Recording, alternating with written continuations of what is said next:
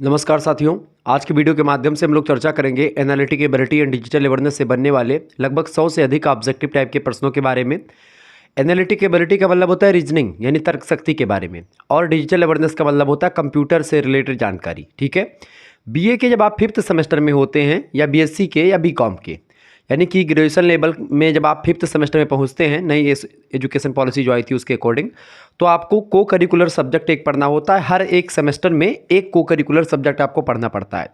पहले सेमेस्टर में food nutrition and hygiene, second semester में first aid and health, third semester में human values and environmental studies, और आप जब 4th सेमेस्टर में पहुँचते हैं तो आपको फिजिकल एजुकेशन एंड योगा के बारे में, जब आप 5th सेमेस्टर में आते हैं तो analytic ability and digital awareness के बारे में आपको जानना होता है। और जब आप 6th सेमेस्टर में जाओगे तो भी आपको को करिकुलर पढ़ना पड़ेगा, यानी तब भी आपका को करिकुलर पीछा नहीं छोड़ने वाला है। तब आपको पढ़ना पड़ेगा communication skill and personality development के बारे में। बेसिकली ये ऐसे कोर्सेस होते हैं या ऐसे पेपर्स होते हैं या ऐसा सिलेबस इसका होता है कि इसको एक प्रकार से आपको पढ़ना होता है और पास करना भी अनिवार्य होता है। यानी इसको अनिवार्य पेपर अगर मैं एक सरल शब्दों में कहना चाहूँ तो वो एक प्रकार से बड़ा बेटर शब्द होगा। ये अनिवार्य है। इसको हिंदी में क्या बोलते हैं भैया? एनालिटिक एबिलिटी को हिंदी में विश्लेषण क्षमता बोलते हैं। ठीक है। और डिजिटल अवेयरनेस को डिजिटल जागरूकता बोलते हैं। जागरूकता माने होता है अवेयरनेस अंग्रेजी में। ठीक है। तो अवेयरनेस का मतलब जागरूकता, डिजिटल माने डिजिटल माने जैसे कंप्यूटर से रिलेटेड। ठीक है। एबिलिटी माने क्षमता और एनालिटिक माने होता है विश्लेषण करना। ठीक है। तो कुल मिलाकर के विश्लेषण क्षमता और डिजिटल जागरूकता यानी रीजनिंग और कंप्यूटर दोनों से मिलने वाले जो क्वेश्चंस होते हैं ये पूछे जाते रहे हैं। पिछले वर्ष भी पेपर हुआ है और कई विश्वविद्यालयों के क्वेश्चन पेपर को मैंने सॉल्व करवाया है। तो अगर जो छात्र अभी पहली बार हमको देख रहे हैं उनको नहीं पता होगा तो प्लेलिस्ट बनी हुई है analytic ability and digital awareness की, लगभग 35 से 36 वीडियो जिसमें आपको मिलेंगे मॉडल पेपर के तौर पर। और उन सभी में से लगभग 10 से 12 PDF भी उन वीडियोज़ की अवेलेबल है हमारे पास। उसको कैसे प्राप्त करना है उसकी प्रोसेस में आगे चल करके समझाऊंगा। बहरहाल जो आने वाली क्लासेस हैं उन सभी की PDF नोट्स आपको कैसे प्राप्त करने ये भी प्रक्रिया मैं आपको समझाने वाला हूं। बहरहाल आप बीए में हैं, बीएससी में, बीकॉम में, सभी का सिलेबस यही है। सभी में आपको को करिकुलर कोर्स के रूप में analytic ability and digital awareness पढ़ना पड़ेगा सेमेस्टर 5 में। और 100 MCQs के बारे में आज की वीडियो के माध्यम से चर्चा करेंगे। यहीं से क्वेश्चंस आने वाले हैं और खूब दबा के प्रश्न पूछे जाएंगे, ये बात आप ध्यान रखेंगे। देखिए ये आ चुका है भैया कौन सा, ये मिसिंग नंबर का रीजनिंग से प्रश्न आ चुका है। अब इस प्रश्न का उत्तर क्या होगा? अब एक प्रश्न का उत्तर मैं बताऊंगा, इससे रिलेटेड आपको 4-5 प्रश्न आप उदाहरण के रूप में और आप बना करके इससे कर सकते हो। तो इसमें आप ये मत सोचिएगा गुरुजी ने एक ही क्वेश्चन या 2 क्वेश्चन हर एक टॉपिक के बताए हैं तो आगे चल करके हमारा कैसे क्या होगा, कल्याण होगा। परेशान ना हो, मैं चैप्टर वाइज जो वीडियोज़ होंगे इन सभी के चैप्टर जैसे कि जो मोस्ट इंपॉर्टेंट चैप्टर्स होंगे आपके, जैसे कि जो ये मिसिंग नंबर्स हैं यानी लुप्त संख्याएं जो हैं, इनको लेकर के एक सेपरेट वीडियो बना दूंगा। मिसिंग नंबर का चैप्टर आपको जो वीडियो मिलेगी वो को करिकुलर मास्टर चैनल पर मिलेगी। हमारा दूसरा चैनल है को करिकुलर मास्टर, वहाँ पर आपको मिलेगी। ठीक है। इसको समझे क्या लिखा हुआ, ये क्या कह रहा है।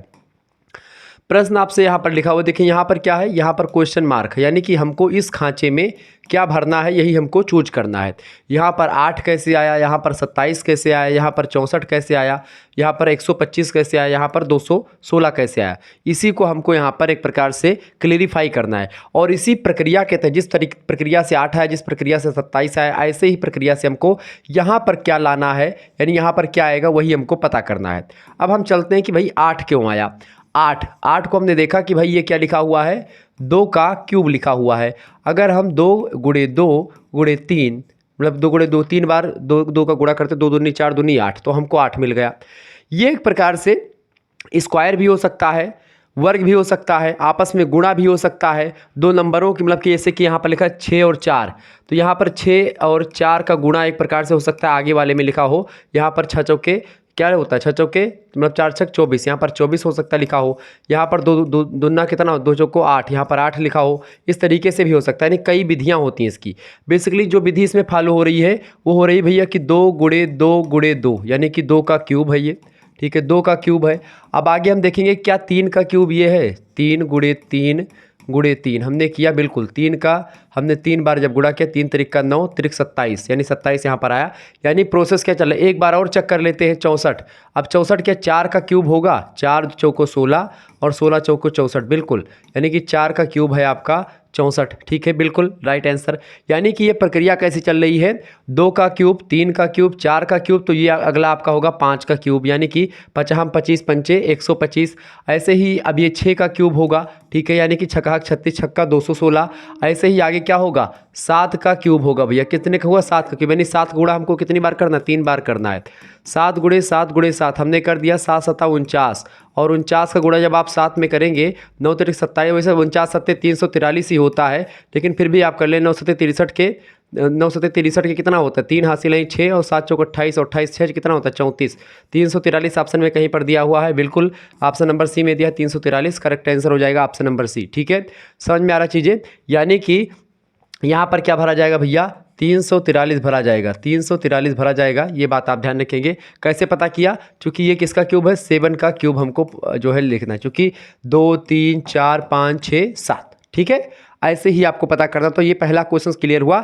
ऐसे ही तमाम क्वेश्चंस आपसे पूछे जाएंगे। तो अगर आपने यह वीडियो देखा, यह प्रश्न देख लिया, तो आपको ऐसे तमाम प्रकार के प्रश्न आपके क्लियर हो जाएंगे। ठीक है, तो इस टाइप के कोई भी क्वेश्चन पूछे जाएंगे तो आपको ऐसे इसको हल करना है।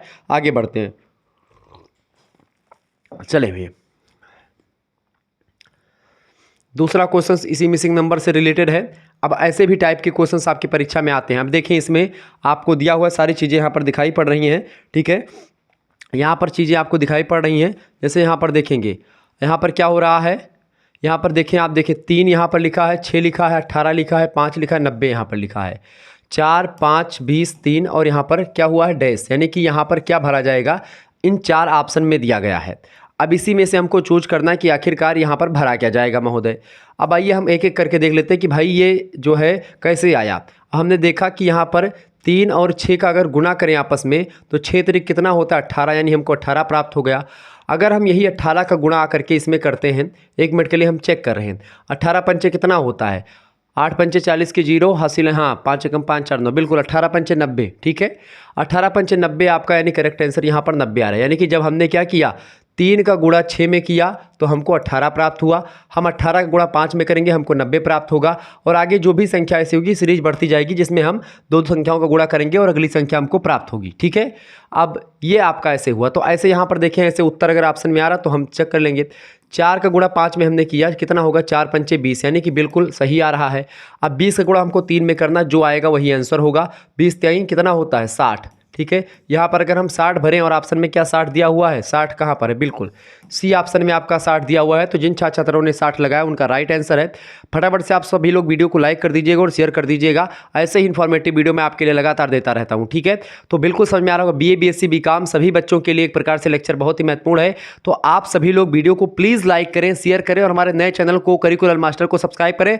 आपको एक प्रकार से विधिवत तरीके से शुक्ला स्टडी पॉइंट और को करिकुलर मास्टर पर BA BSc BCom का जो को करिकुलर कोर्स होता है, इसको बिल्कुल एक प्रकार से बहुत ही बारीकी के साथ अध्ययन करवाया जाता है। क्वेश्चन पेपर जो आपके होते हैं उसको सॉल्व करवाया जाता है। कम से कम 4 से 5 क्वेश्चन पेपर मैंने सॉल्व करवाए हैं 2025 मतलब 2024 वाले, उनको आप देख लीजिएगा कैसे क्वेश्चन आते, पूरा मैंने डिटेल में बताया हुआ है। तो ये आपका क्लियर हुआ। तो ये दूसरा क्वेश्चन आपका क्लियर हो भैया, बिल्कुल। चले नोट डाउन करते हुए चलेंगे, आगे देखते हैं अगला प्रश्न। चलें, अगला प्रश्न आपका मिसिंग नंबर से रिलेटेड आ चुका है भाई, फटाफट से आप देखने का प्रयास करेंगे। अब प्रश्न क्या आपका दिया हुआ है, यहाँ पर लिखा 2 3 4 72। ठीक है, 5 6 7 और यहाँ पर आपका क्या होगा, यह क्वेश्चन मार्क दिया है। ये इसी पर हमको ढूंढना है, हमको संबंध स्थापित करना कि भाई 2 3 और 4 को मिला करके 72 कैसे बना। ठीक है, और 5 6 और 7 मिला करके जो अगली संख्या आएगी वो क्या आएगी। इसमें आपको एक प्रकार से हमको क्या करना है, सीधे सीधे हमने देखा कि अगर हम आपस में सबसे पहले क्या करते हैं, तीनों का गुणा, चूँकि जोड़ने घटाने से तो 72 आएगा नहीं। अब इनको हमने क्या किया, गुणा किया। 2 तिहाई कितना होता है, 2 तिहाई 6, 6 चौके 24, हमने देखा 24 यहाँ पर आ गया। अब 24 यहाँ पर हमको मिला गुणा करने पर, और 24 का अगर 3 से हम गुणा करते हैं तो 72 होता है, ये हम सभी को पता है। तो 24 का हम 3 से गुणा, मतलब ऐसे आप देखें कितने से गुणा करें, मतलब 72 के 72 हमको ढूंढना है। इन तीनों संख्याओं का प्रयोग करके, जोड़ करके, गुणा करके, घटा करके, ठीक है, नंबर करके, आगे पीछे करके, हमको कैसे भी ला करके वो 72 लाना है। और सेम प्रक्रिया जो हमने इस रो में फॉलो करी है, इस कॉलम में, वही हमको यहाँ पर भी एक प्रकार से वही प्रक्रिया फॉलो करके लाना होगा। अब हम देखते हैं कि अगर इस जो प्रक्रिया हमने हमने यहाँ पर अपनाई है कि हमने 2, 3 और 4 इन सभी का आपस में क्या कर दिया, गुणा कर दिया, और इन सभी के गुणे से जो हमको मिला उसको 3 से गुणा कर दिया और हमको 72 प्राप्त हो गया। अब हम क्या करेंगे, 5, 6 और 7 का गुणा करेंगे, ठीक है, और उसके बाद में जो हमको प्राप्त होगा उससे अगर हम 3 से गुणा करते हैं और इस ऑप्शन में से अगर चारों में से कोई संख्या वहाँ पर आ गई गुणा करने पर तो वही ऑप्शन होगा। 6 पंचे कितना होता है 30, और 30 सत्ते कितना होता है 210, समझ रहे ना, यानी कि 5 6 पंचे 30 और 30 का गुणा 7 में करेंगे कितना हो जाएगा, 7 21 बिल्कुल 210 होगा। अब 210 का गुणा हम 3 में करेंगे कितना हो जाएगा, 3 0 3 शून्यम 0 3 एकन्नम 3 और 3 दूनी 6 यानी 630। 630 ऑप्शन में कहीं पर दिया हुआ है, बिल्कुल डी ऑप्शन में आपका 630 दिया हुआ है, करेक्ट आंसर हो जाएगा। कैसे पता चला, हमने क्या किया, हमने तीनों संख्याओं को क्या है यहाँ पर क्या चल रहा है ट्रिक, 2 गुणे 3 गुणे 4 यानी कि जो यहाँ पर कॉलम में चीज़ें दी गई 2 3 4 इसको लिया और इन सभी में 3 से गुणा कर दो, आपका 72 प्राप्त हो गया। ऐसे ही हमने यहाँ पर क्या किया, 5 गुणे 6 गुणे 7 यानी जो भी उसमें दिया था उसको ले लिया और उसमें भी 3 से हमने गुणा कर दिया, कितना आ गया भैया हमारे पास 630 आ गया। यही ऑप्शन नंबर डी में दिया है, तो करेक्ट आंसर हो जाएगा आपका आंसर। ठीक है, क्लियर, नोट डाउन कर लीजिएगा सभी लोग। तो ये चीज़ें क्लियर हो रही है ना, बिल्कुल आपको अगर क्लियर हो रही तो फटाफट से वीडियो को लाइक कर दीजिएगा, चैनल पर अगर नए हैं तो सब्सक्राइब कर दीजिएगा। ठीक है, चलिए कंप्यूटर से रिलेटेड क्वेश्चंस आपकी स्क्रीन पर आ चुका है। एक चीज़ और ध्यान रखेंगे, चले अभी मैं आपको बता रहा हूँ कि अगर पीडीएफ वगैरह प्राप्त करनी है, हालांकि जान लीजिए पीडीएफ कैसे आपको मिलेंगी। जैसे मान लेते हैं इसकी आपको PDF analytic ability and digital awareness की पीडीएफ प्राप्त करनी है, या फिर आपको जो है अगर आप बीए में हैं और आपको अदर सब्जेक्ट की 5th सेमेस्टर की पीडीएफ प्राप्त करनी है तो पीडीएफ के लिए व्यवस्था की क्या की गई है भैया, पीडीएफ के लिए व्यवस्था की गई है, आपको व्हाट्सएप ग्रुप बना दिया गया आपके लिए। ठीक है, देखिए यहाँ पर क्या है 91 61 93 60 62 पर आपको SMS करना है और आपके लिए पीडीएफ की व्यवस्था कर दी गई। उसमें क्या होगा, आपको जो पिछले आपको क्या करना, सबसे पहले आप जान लीजिए अपना नाम, अपनी यूनिवर्सिटी का नाम और आपका क्या क्या सब्जेक्ट से अपने सब्जेक्ट से नाम लिख करके भेज दीजिएगा, आपको ऐड कर दीजिएगा। बीए वाले जो बच्चे हैं उनके लिए मैं बता रहा हूँ और बीएससी बीकॉम वालों के लिए प्राइस कम रखी गई है क्योंकि उनको एक ही सब्जेक्ट मिलेगा analytic ability and digital awareness. लेकिन जो बीए वाले बच्चे हैं अगर वो एनालिटिक एबिलिटी एंड डिजिटल वाले कोर्स में शामिल होते हैं या फिर वो एक प्रकार से 5th सेमेस्टर में है बीए बच्चे में और उनका एक प्रकार से और भी 2 सब्जेक्ट मेजर के होंगे, 2 पेपर होंगे, उनका भी पीडीएफ उनको मिलेगा। यानी यहाँ पर क्या होगा, आपको पिछले साल का जो क्वेश्चन पेपर होगा उसका पीडीएफ नोट्स मिलेगा। ठीक है, इसके अलावा आपको एक प्रकार से जो भी क्लासेस होंगी यूट्यूब पर उन सभी की पीडीएफ नोट्स आपको मिलती रहेगी। साथ ही साथ में आपको ग्रुप से जोड़ दिया जाएगा, जो भी क्वेश्चन पेपर आपकी बार होगा 2025 में उसको भी सॉल्व करवाया जाएगा, तो उसका भी जो है 2025 में उसका भी पीडीएफ नोट्स और उसका भी सॉल्व आपको मिल जाएगा। तो इस तरीके से आपको आइडिया लगेगा कैसे कैसे क्वेश्चंस आने वाले हैं या हमारे पेपर में क्या आने वाला है। ठीक है, और आपके पेपर जब होंगे पेपर के बाद में आपकी आंसर की भी एक प्रकार से उपलब्ध करवाई जाएगी। तो इस तरीके से आपका बड़ा फायदा होने वाला है। तो बीए वाले बच्चों के लिए एक प्रकार से एक तो को करिकुलर का आपका हो ही जाएगी पूरी तैयारी पीडीएफ नोट्स के साथ, और लगभग 30-35 मॉडल पेपर ऑलरेडी हमारे पास अवेलेबल हैं और उनके पीडीएफ नोट्स लगभग 10-12 पीडीएफ नोट्स अवेलेबल हैं, क्वेश्चन पेपर के पीडीएफ नोट्स अवेलेबल हैं, तो वो आपके पास सेंड कर दिए जाएंगे। ठीक है, और बीए वाले बच्चों में जो आपके 2 मेजर सब्जेक्ट हैं उन 2 मेजर सब्जेक्ट और एक को करिकुलर, इन तीनों की तैयारी मात्र और मात्र 100 रुपीज़ में हो जाएगी। इसी पर आपको SMS करना है 91 61 93 60 62 पर, और क्या करना है आपको अपना नाम, यूनिवर्सिटी का नाम, सब्जेक्ट नेम लिख देने हैं और आपके पास एक स्कैनर सेंड किया जाएगा, उसी पर आपको 100 रुपीज़ मात्र सेंड करके और आपको ग्रुप ज्वाइन कर लेना है। उसके बाद में आपको पीडीएफ वगैरह सब सेंड कर दी जाएंगे और क्लासेस जो भी होंगी सब वीडियो लिंक भी सेंड कर दी जाएगी। तो ये तो रही बीए वाले बच्चों के लिए। ठीक है, लेकिन अगर आप बीएससी में हैं या बीकॉम में, ठीक है, बीएससी या बीकॉम वाले जो बच्चे हैं उनमें analytic ability and digital awareness है और वो चाहते हैं कि पीडीएफ प्राप्त करें, बीएससी और बीकॉम वाले बच्चे, तो उनके लिए जो एक प्रकार से पीडीएफ की व्यवस्था करी गई है मात्र 50 रुपीज़ में, यानी कि मात्र 50 रुपये में। चूँकि आपके पास केवल एक ही सब्जेक्ट है analytic ability and digital awareness, अनिवार्य पेपर ही पढ़ना है, तो इसका पीडीएफ आपको मात्र और मात्र 50 रुपीज़ में दिया जाएगा। और वही सर ये 2 मेजर सब्जेक्ट काट दो, बाकी पूरा वही जो आपका प्रीवियस ईयर यानी 2024 में जो क्वेश्चन पेपर हुए विभिन्न विश्वविद्यालयों के वो आपको मिलेंगे। साथ ही साथ में मॉडल पेपर जो हमारे द्वारा करवाए गए हैं तो मॉडल पेपर आपके पास मिलेंगे पीडीएफ के साथ और वीडियो लेक्चर भी मिलेंगे। इसके साथ ही साथ जो 2025 में आपका पेपर होगा उसकी आंसर की, उसका मॉडल पेपर विभिन्न विश्वविद्यालयों के आपको मिलते रहेंगे। तो इससे इस तरीके से आपकी बहुत विधिवत तैयारी हो जाएगी। पीडीएफ नोट से तैयारी कैसे होगी कि भाई आप एक प्रकार से बहुत कम समय में या आप प्रैक्टिस कर पाएंगे अपने घर पे बैठ करके, आप एग्जाम दे पाएंगे। जैसे एग्जाम देने से पहले 1 घंटे का एग्जाम होता है, तो 1 घंटे आप अपने घर पर बैठ करके 100 क्वेश्चंस को आप तैयारी के रूप में आप हल करेंगे। उससे क्या होगा कि आपको आइडिया लगेगा कि हाँ पेपर में कैसे आने वाला है और बहुत बेहतर आप करने वाले हैं। ठीक है, तो मात्र 50 रुपीज़ रख दिया गया है, बहुत सस्ती प्राइस है। तो आप जिनको भी एक प्रकार से ज्वाइन हो सकते हैं, आपके लिए बेटर ही होगा। ठीक है, फटाफट से आप ज्वाइन हो जाइएगा। बीए बीएससी बीकॉम के सभी के लिए है, तो बीएससी और बीकॉम के लिए मात्र 50 रुपीज़ है। आप बता दीजिएगा कि सर जी हम बीकॉम में हैं, 5th सेमेस्टर में है, हमको कोर्स चाहिए, पीडीएफ लेना है हमको analytic ability in digital evidence का, तो आपके लिए एक प्रकार से आपको पर्सनली डायरेक्ट आपके पास पीडीएफ नोट्स और वीडियो लेक्चर सेंड कर दिया जाएगा और आपके लिए अलग से ग्रुप बना दिया गया है। आपको एक प्रकार से उस ग्रुप में ऐड कर दिया जाएगा। वहाँ पर एक प्रकार से बीएससी और बीकॉम के बच्चे होंगे, वहाँ पर आपको एक प्रकार से जो भी आगे की क्लासेस होंगी उनकी वीडियो लिंक और पीडीएफ वगैरह मिलती रहेंगी जब तक आपके पेपर नहीं हो जाते। ठीक है, तो इस तरीके से इन्फॉर्मेशन कैसी लगी आपको, आप बताने का प्रयास करेंगे। अब हम थोड़ा सा कंप्यूटर वाले प्रश्नों पर चलते हैं और ऐसे तमाम प्रकार के प्रश्न हमने रखे हैं उनको समझने का प्रयास करते हैं जो पिछले वर्षों में आपसे पूछे गए हैं और या आपकी बार पूछे जाने की संभावना जिनकी बहुत ज़्यादा है। ठीक है, चले। तबीयत मेरी ख़राब है इसलिए मैंने चाय साथ में लिया है कि मैं बोलता हूँ तो खांसी आने लगती है, तो इस वजह से ठीक है 2-2 घूंट चाय पीते हैं और आपको पढ़ाते रहते हैं। चले भाई, प्रश्न आपकी स्क्रीन पर आ चुका, फटाफट से आप देखने का प्रयास करेंगे। प्रश्न आपकी स्क्रीन पर प्रश्न आ चुका है क्या भाई कि किस नाम के पते पर कंप्यूटर की पहचान की जाती है, बताएं। किस नाम के पते पर आपके मतलब कि कंप्यूटर की पहचान की जाती है, फटाफट से आप लोग बताने का प्रयास करेंगे। बहुत ही महत्वपूर्ण क्वेश्चन आ चुका है आपकी परीक्षा की दृष्टि से, बताएं। देखिए, किस नाम के पते पर कंप्यूटर की पहचान की जाती है, तो कंप्यूटर की पहचान की जाती है डोमेन। ठीक है, डोमेन के पते पर कंप्यूटर की पहचान की जाती है। ऑप्शन नंबर इसका ए करेक्ट आंसर हो जाएगा। अगला क्वेश्चन है www, 3 बार जो w होता है जब आप www.com ऐसे सर्च करते नहीं, तो www से तात्पर्य क्या होता है, कई बार परीक्षा में प्रश्न पूछा गया है। इसका तात्पर्य क्या होता है, वर्ल्ड वाइड वेब। ठीक है, वर्ल्ड वाइड वेब, इसका करेक्ट आंसर क्या हो जाएगा, वर्ल्ड वाइड वेब, इसका वाइड वेब। ऑप्शन नंबर इसका सी करेक्ट आंसर हो जाएगा। ठीक है, यहाँ पर देखिए वर्ल्ड वाइड वंडर लिखा है तो ये नहीं होगा, वर्ल्ड वाइड विजार्ड ये भी नहीं होगा, वर्ल्ड वाइड वेब ये होगा, ये वाइड वर्ल्ड वेब लिखा है तो ये भी आपका नहीं होगा। ठीक है, ध्यान रखेंगे। ये सोचो कि आप एक W आगे पीछे कर दे तो वो आप आगे पीछे नहीं कर सकते हैं, वर्ल्ड वाइड वेब। ठीक है, अगला प्रश्न, इंटरनेट पर निम्नलिखित में से किसकी सहायता से एक कंप्यूटर से दूसरे कंप्यूटर पर फाइल को ट्रांसफ़र किया जाता है। यानी एक कंप्यूटर से किसी फाइल को दूसरे कंप्यूटर पर ट्रांसफर करने मतलब कि किया जाता है तो किस के द्वारा किया जाता है, बताएं। टीपीसी के द्वारा या आईपी के द्वारा, बिल्कुल आईपी के द्वारा किया जाता है। ऑप्शन नंबर इसका बी करेक्ट आंसर होगा। नेक्स्ट क्वेश्चन से, किसी URL का मेन पेज क्या कहलाता है, बताएं। किसी URL का मेन पेज क्या कहलाता है, मेन पेज को ही होम पेज के नाम से जानते हैं। कई बार परीक्षा में प्रश्न पूछा गया है। किसी भी URL का जो मेन पेज होता है वही ही होम पेज कहलाता है, ये बात आप ध्यान रखेंगे। तो ये सब कंप्यूटर से रिलेटेड क्वेश्चन से परीक्षा में खूब पूछे गए हैं। अगला प्रश्न है, वर्ल्ड वाइड वेब क्या है, बताएं।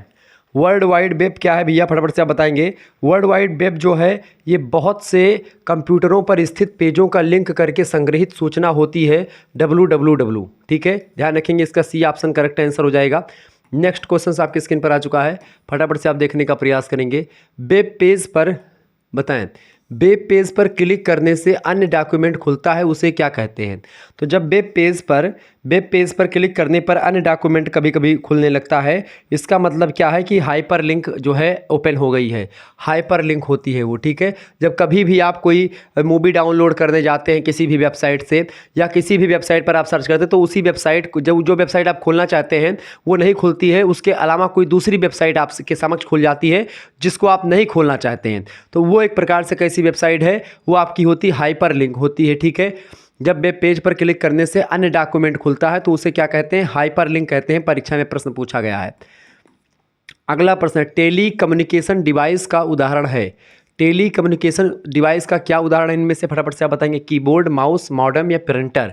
टेली कम्युनिकेशन डिवाइस का उदाहरण इनमें से कौन सा है, तो टेली कम्युनिकेशन डिवाइस का जो उदाहरण है वो क्या है भैया, मॉडेम। ठीक है, मॉडेम होता है टेली कम्युनिकेशन डिवाइस का एक उदाहरण।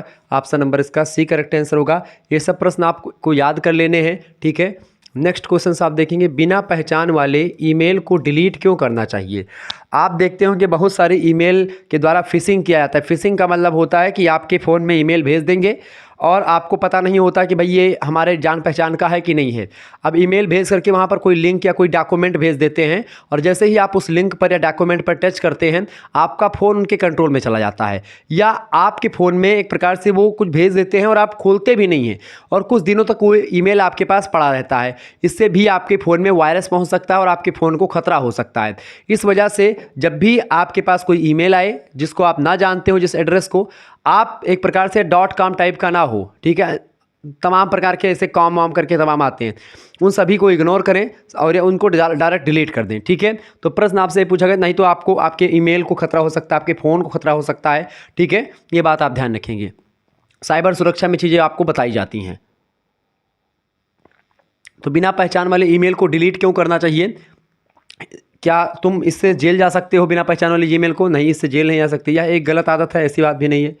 व्यक्ति तुम्हें ट्रैक करके नुकसान पहुंचा सकता है, या इससे मतलब ये भी नहीं हो सकता है। ये इसमें क्या होगा, वायरस हो सकता है, जिससे कंप्यूटर को नुकसान पहुंच सकता है, फ़ोन को नुकसान पहुंच सकता है। इसका डी ऑप्शन करेक्ट आंसर हो जाएगा। बिना पहचान वाले ईमेल को डिलीट इसलिए करना चाहिए क्योंकि इसमें क्या होता है, वायरस हो सकता है, जिससे कंप्यूटर या आपके मोबाइल फ़ोन को नुकसान पहुँच सकता है, ठीक है। ये बात आप ध्यान रखेंगे। आगे देखते हैं, अगला प्रश्न है, वेब पर सूचना देखने के लिए क्या आवश्यक है? जो वेब पेज होता है उस पर सूचना देखने के लिए हमारे पास किस चीज़ का होना बहुत ज़रूरी है? हमारे पास वेब ब्राउज़र होना ज़रूरी है। यानी कि जैसे ही आप कोई वेब पर कोई चीज़ देखना चाहते हैं, कोई चीज़ इंटरनेट पर आप सर्च करना चाहते हैं, तो आपके पास एक ब्राउज़र का होना बहुत जरूरी। ब्राउज़र मतलब जैसे गूगल ब्राउज़र हो गया, ठीक है। ऐसे तमाम ब्राउज़र पहले चलते थे, लेकिन क्रोम जो होता है, क्रोम एक ब्राउज़र है जो एक प्रकार से बहुत महत्वपूर्ण है। जैसे याहू, क्रोम, ऐसे तमाम प्रकार के हैं, ठीक है। क्लियर? तो ये ऑप्शन नंबर इसका बी राइट आंसर होगा। नेक्स्ट क्वेश्चन आपकी स्क्रीन पर आ चुका महोदय। प्रश्न है, सबसे अधिक विस्तृत नेटवर्क, लैन मतलब होता है लोकल एरिया नेटवर्क, ठीक है। तो लैन सबसे बड़ा नहीं होता है, बताएं इनमें से कौन सबसे विस्तृत नेटवर्क है? भैया सबसे विस्तृत नेटवर्क कौन सा होता है? यहाँ पर देखेंगे LAN, लान, वान, या फिर इंटरानेट, या फिर इंटरनेट, बताएं। तो इंटरनेट जो होता है सबसे बड़ा होता है, इंटरनेट सबसे विस्तृत नेटवर्क होता है, इंटरनेट, ठीक है। ये बात ध्यान रखेंगे, इंटरानेट नहीं, इंटरनेट, ठीक है। ये बात आप ध्यान, तो उसका डी ऑप्शन करेक्ट आंसर होगा। ऐसे ही आपको पता नहीं चलेगा और आप गलत करके चले आओगे। यहाँ पर लिखा क्या है, इंटरानेट, यहाँ पर इंटरनेट, इंटरनेट आपका करेक्ट आंसर होगा, ना कि इंटरानेट, ठीक है। चलें, HTML भाषा का उपयोग निम्न में से किसे डिज़ाइन करने में होता है? HTML भाषा का उपयोग निम्न में से किसी डिजाइन करने के लिए होता है? वेब पेजेस को, या .x फाइल को, या सॉफ्टवेयर को, या इनमें से कोई नहीं? फटाफट से आप बताने का प्रयास करेंगे। HTML जो होता है, इस भाषा का प्रयोग किया जाता है वेब पेज को एक प्रकार से डिज़ाइन करने के लिए। वेब पेज को डिज़ाइन करने के लिए HTML भाषा का प्रयोग किया जाता है, ठीक है। HTML भाषा का वेब पेजेस को डिज़ाइन करने के लिए। हाइपरलिंक क्या होती है? हाइपरलिंक क्या होती है भैया? हाइपरलिंक होती है एक वाक्य या चित्र जो क्लिक करने पर दूसरे दस्तावेज को खोलता है, उसी को हाइपरलिंक कहते हैं। जब आप किसी एक पेज को, या किसी एक वेबसाइट को, या किसी एक डॉक्यूमेंट को खोलते हैं और उस डॉक्यूमेंट को खोलने के बजाय कोई दूसरा डॉक्यूमेंट खुल जाता है, कोई दूसरी फाइल खुल जाती है, कोई दूसरी लिंक टच हो जाती है या खुल जाती है, तो वही होती है हाइपरलिंक, ठीक है। ए ऑप्शन इसका करेक्ट आंसर होगा। नेक्स्ट क्वेश्चन है, इंटरनेट साइट का मुख्य पेज कहलाता है। इंटरनेट साइट का जो मुख्य पेज होता है महोदय, ये आपको मैंने बताया वो कौन सा पेज कहलाता है? होम पेज कहलाता है। इसका डी ऑप्शन करेक्ट आंसर हो जाएगा। सर्च इंजन में क्या होता है, बताएं। सर्च इंजन, गूगल क्या है? एक सर्च इंजन है। इसमें क्या होता है? इसमें जो है क्राउलर होता है। क्या होता है? क्राउलर होता है, CRAWLER। क्लियर? चले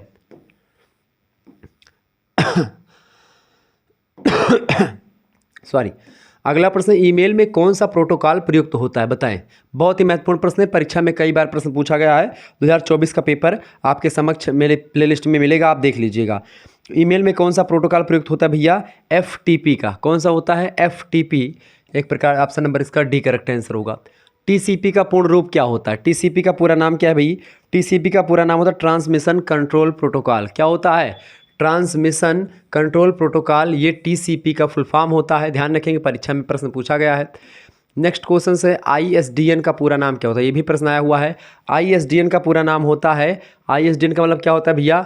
integrated service digital network. Integrated service जो है डिजिटल नेटवर्क को एक प्रकार से शॉर्ट फॉर्म में ISDN बोलते हैं। TCP का फुल फॉर्म क्या है?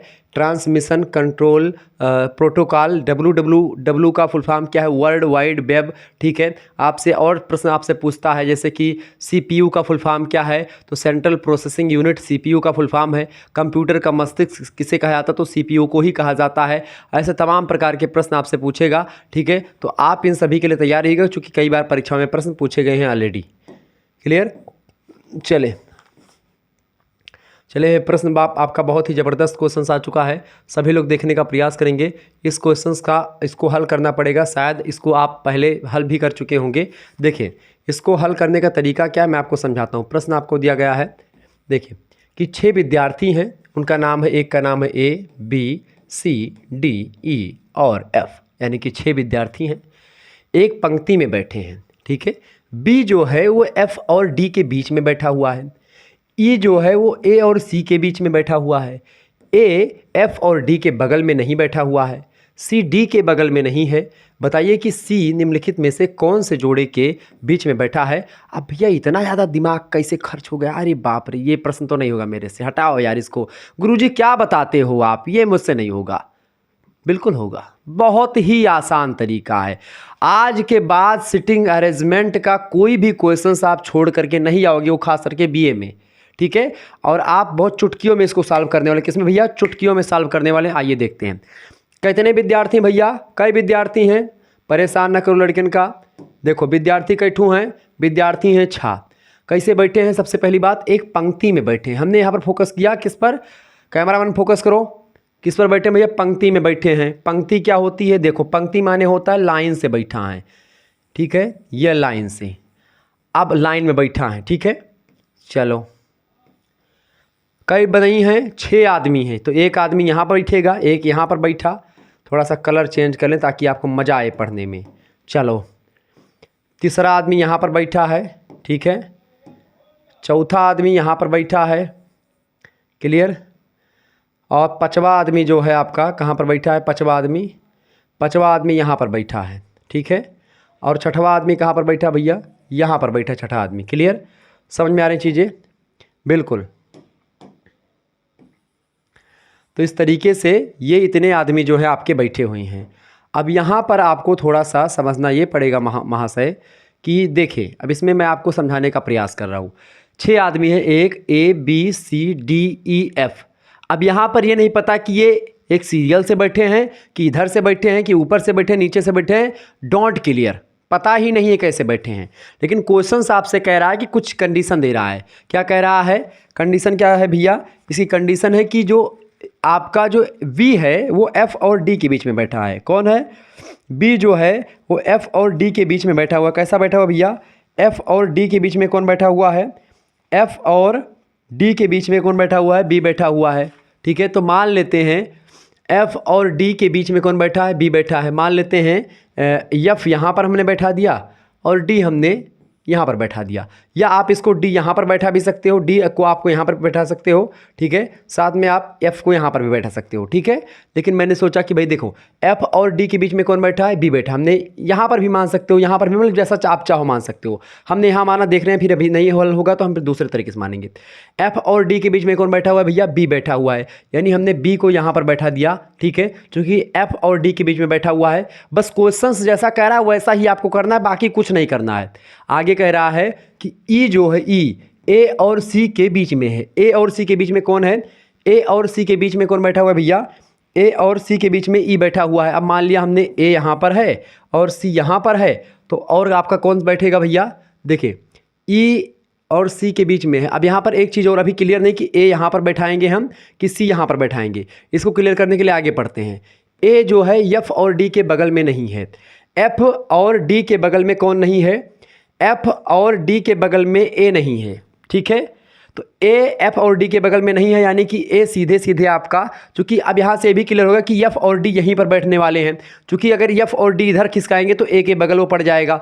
इस वजह से आपको करना क्या है, देखें, इस वजह से आपको करना क्या है, E A और C के बीच में है, ये तो हमको पता है कि है, लेकिन अभी ये क्लियर नहीं कि ये तीनों यहीं पर बैठे हैं। क्लियर कब हुआ, जब हमने आगे पढ़ा कि A जो है वो F और D के बगल में नहीं, यानी कि ना तो F के बगल में A आएगा ना ही D के बगल में आएगा। यानी इससे क्लियर हुआ कि F और D इधर ही बैठेंगे, ठीक है। अब इससे ये क्लियर हुआ कि A जो होगा आपका इधर ही बैठेगा, F के बगल नहीं बैठेगा। अगर D इधर आता तो भी एक प्रकार से A यहाँ पर नहीं होता, यानी एक ही कंडीशन आपकी क्लियर है कि यहाँ पर A बैठेगा। तो C जाहिर सी बात है यहाँ पर आएगा, चूंकि A और C के बीच में ही कौन बैठा है, E बैठा है, तो यहाँ पर क्लियर हुआ कि E यहाँ पर बैठा है।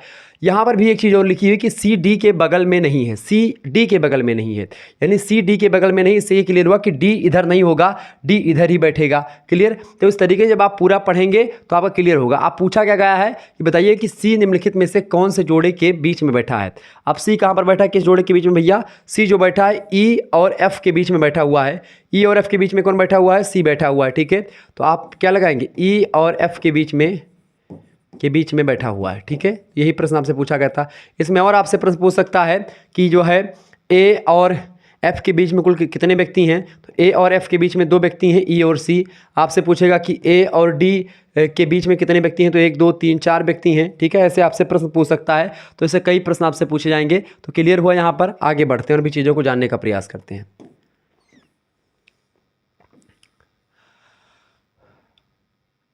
अगला प्रश्न आपकी स्क्रीन पर आ चुका है। चलें देखें भाई, प्रश्न आपकी स्क्रीन पर आ चुका है। दूसरा नंबर प्रश्न है, कॉलेज पार्टी में 5 लड़कियां, कोई कॉलेज पार्टी है महोदय, उसमें कितनी लड़कियां हैं? 5 लड़कियां हैं, एक पंक्ति में बैठी हैं। हमने एक पंक्ति बना ली। ठीक है, चलो एक पंक्ति बना ली जिसमें 5 लड़कियां हैं। ठीक है, 1 2 3 4 5। ठीक है, पी एम के बाईं ओर तथा ओ के दाईं ओर बैठी है। कोई पी है, देखिए आर एन के दाईं ओर परंतु ओ के बाईं ओर बैठी है। बीच में कौन बैठी है? पी एम के बाईं ओर है। पी कोई मान लेते हैं, हम मान लेते हैं कि पी जो है, पी कहाँ पर बैठी भैया? पी कहाँ पर बैठी है? पी एम के बाईं ओर बैठी है। पी एम के किधर बैठी भाई? पी एम के, पी जो है एम के बाईं ओर बैठी है। कोई पी है एम की बाईं। अब बायां किधर होगा, दायां किधर होगा? देखें, अब आपका जिधर दायां होगा, जैसे इधर हमने घूम लिया तो हमारा दायां किधर है, तो यहाँ इधर दायां होगा आपका। ठीक है, दायां इधर होगा, ये वाला दायां है। ठीक है, और ये आपका होगा बायां। ठीक है, यहाँ पर ये बात की भी, यानी जिधर आप चेहरा करके बैठे हैं, जिधर आपका हाथ दायां जाएगा वो दायां होगा, जिधर आपका बायां जाएगा तो बायां हाथ वो होगा। ठीक है, अब प्रश्न कह रहा है पी जो है वो एम के बाईं ओर है और ओ के दाईं ओर है। तो मान लेते हैं कि कोई पी है। पी हम अगर यहाँ पर मानते हैं तो पी एम के बाईं ओर है, एम के बाईं ओर, यानी कि अगर हम यहाँ पर यम को मानेंगे तो यम का दायां किधर, यम का बायां किधर होगा? एम के बाईं ओर कौन है? पी है। यम के बाईं ओर, बिल्कुल यम के बाईं ओर पी पड़ रहा है, बिल्कुल यम के बाईं ओर पड़ रहा है। ठीक है, यम के बाईं ओर पी पड़ रहा है और ओ के दाईं ओर है। अगर हम ओ यहाँ पर मानते हैं तो ओ के दाईं ओर पी हो गया ना, समझ रहे हैं ना? यानी इसको हम यहाँ पर भी रख सकते हैं। ठीक है, लेकिन यहाँ पर हम रख रहे हैं। और यहाँ पर आगे देखेंगे ओ, परंतु ओ बाईं ओर बैठी है। ओ बाईं ओर बैठी है, यानी एक प्रकार से ओ जो है कहाँ पर बैठी? बाईं ओर बैठी है। यहाँ पर क्लियर हो कि ओ इधर नहीं बैठेगा। क्लियर, तो यहाँ पर आप क्लियर देखें। सबसे पहली बात, ओ दाईं ओर बैठी है। ठीक है, एक मिनट, ओ दाईं ओर बैठी किसके? पी के दाईं ओर। पी एम के बाईं ओर तथा ओ के दाईं ओर है। कौन है? पी के लिए कहा जा रहा है। पी एम के बाईं ओर है तो पी को हम टारगेट करते हैं। पी एम के बाईं ओर है, बिल्कुल एम के बाईं ओर है। ठीक है, बावां इधर है। ठीक है, और ओ के दाईं ओर है, ओ के दाईं ओर पी है। ठीक है, आर एन के दाईं ओर है। आर कोई है वो एन के दाईं ओर है। एन का दाएं किधर होगा? इधर होगा। आप कोई अगर एन इधर होगा, ठीक है, और परंतु ओ के बाईं ओर बैठी है। ओ के बाईं ओर कौन बैठेगा? आर। आर ए यानी यहाँ पर बैठा है। ठीक है, आर के ओ के दाईं ओर कौन है? ओ के बाईं ओर बैठी है। एक मिनट, ओ के बाएं, हाँ बिल्कुल ओ का बाएं इधर ही होगा। देखो जो बाएं इधर है तो ओ का बाएं किधर होगा? ये आर। तो ओ के बाईं ओर कौन बैठी है? आर बैठी है, आर। और यन के दाईं ओर है। अगर यन यहाँ पर रखेंगे तो यन के दाईं ओर इधर हो जाएगा। ऑलरेडी ये आपका फिट हो गया कि आर की, देखिए अब फिर से एक मिला लें। पी एम के बाईं ओर है, पी एम के बाईं ओर बिल्कुल है। ठीक है, ओ के दाईं ओर है कौन? पी। पी ओ के कितनी ओर है? दाईं ओर है, बिल्कुल दाईं ओर है। ठीक है, इसकी ठीक है। और आपसे क्या कह रहा है कि आर एन के दाईं ओर है। आर जो है वो एन के दाईं ओर है, बिल्कुल ये दाईं ओर ही है, परंतु ओ के बाईं ओर है, ओ के बाईं ओर भी है। ठीक है, नहीं क्लियर होगा। आप पूछा रहा कि जो है बीच में कौन बैठा है? अब बीच में ओ ही बैठी है। कौन बैठा है? ओ। ऑप्शन में दिया गया है ओ, बिल्कुल ए ऑप्शन करेक्ट आंसर होगा इसका। क्लियर हो रहा है ना? बिल्कुल, तो आप सभी लोगों को क्लियर हो गए, ए ऑप्शन इसका राइट आंसर होगा। चले, तो ऐसे ही क्वेश्चंस आपकी परीक्षा में आएंगे और ऐसे ही प्रश्न खूब पूछे भी गए हैं आपसे दबा करके। कुछ क्वेश्चंस रिपीटेड मैंने रखे हैं और कुछ क्वेश्चंस आपकी परीक्षा में जो आ सकने वाले हैं उनको मैंने रखा है। तो बिल्कुल घबराने की आपको ज़रूरत नहीं है। प्रश्न आपकी स्क्रीन पर आ चुका भैया। प्रश्न बहुत ही ज़बरदस्त है जो कि आपकी परीक्षा के दृष्टिकोण से है। ठीक है, प्रश्न आपकी स्क्रीन पर क्या आ चुका है कि निम्नलिखित में से निम्नलिखित में से कौन सा सूचना प्रणाली का लक्ष्य नहीं है, बताएं। निम्नलिखित में से कौन सा सूचना प्रणाली का लक्ष्य नहीं है, इनमें से फटाफट से आप लोग बताने का प्रयास करेंगे। सूचना प्रणाली का लक्ष्य इनमें से कौन सा नहीं है। देखिए, निर्णय लेने की प्रक्रिया में सहायता देना सूचना प्रणाली का लक्ष्य होता है। प्रबंधन के हर स्तर पर आवश्यक सूचना प्रदान करना भी सूचना प्रणाली का इम्पोर्टेंट लक्ष्य होता है। संगठन के लिए लोगों की भर्ती करना, ये इसका लक्ष्य नहीं होता सूचना प्रणाली का। निर्णय लेने की प्रक्रिया को सुगम बनाना, ये भी एक प्रकार से लक्ष्य होता है किसका, सूचना प्रणाली का। यानी कि ये और ये तीनों लक्ष्य होते हैं सूचना प्रणाली के। पूछा गया कि कौन सा लक्ष्य नहीं होता है, तो बी ऑप्शन में जो दिया है वही नहीं होता। यानी कि इस प्रश्न का उत्तर क्या होगा, बी वाला, संगठन के लिए लोगों की भर्ती करना, ये लक्ष्य नहीं होता है किसका, सूचना प्रणाली का। नेक्स्ट क्वेश्चन, एक सूचना प्रणाली की गतिविधि है, बताएं। इनपुट, प्रोसेसिंग, आउटपुट या फिर उपरोक्त सभी। तो एक सूचना प्रणाली में आप देखते हैं इनपुट, प्रोसेसिंग और आउटपुट, ये तीनों होते हैं। डी ऑप्शन इसका करेक्ट आंसर होगा, उपरोक्त सभी। इसका राइट आंसर क्या हो जाएगा भैया, उपरोक्त सभी इसका करेक्ट आंसर हो जाएगा। ठीक है, एक बार जितने भी लोग देख रहे हैं वीडियो को लाइक कर दीजिएगा। चैनल पर अगर नए आए हैं तो सब्सक्राइब कर दीजिएगा, क्योंकि ऐसे ही इन्फॉर्मेटिव वीडियो मैं लगातार आपके लिए लाता रहता हूँ। अगला क्वेश्चन आ चुका है, निम्नलिखित में से कौन सी सूचना प्रणाली की विशेषता है। इनमें से सूचना प्रणाली की विशेषता कौन सी है, फटाफट से आप बताने का प्रयास करेंगे। देखिए, सूचना प्रणाली की विशेषता यह है कि व्यवस्थित रूप से समंकों का संग्रहण होती है सूचना प्रणाली। साथ ही साथ जो समंक होते हैं उनका व्यवस्थापन करती है, और समंकों का भंडारण और आदान प्रदान करना भी सूचना प्रणाली की एक विशेषता है। यानी ये सारी विशेषताएं सूचना प्रणाली की ही हैं।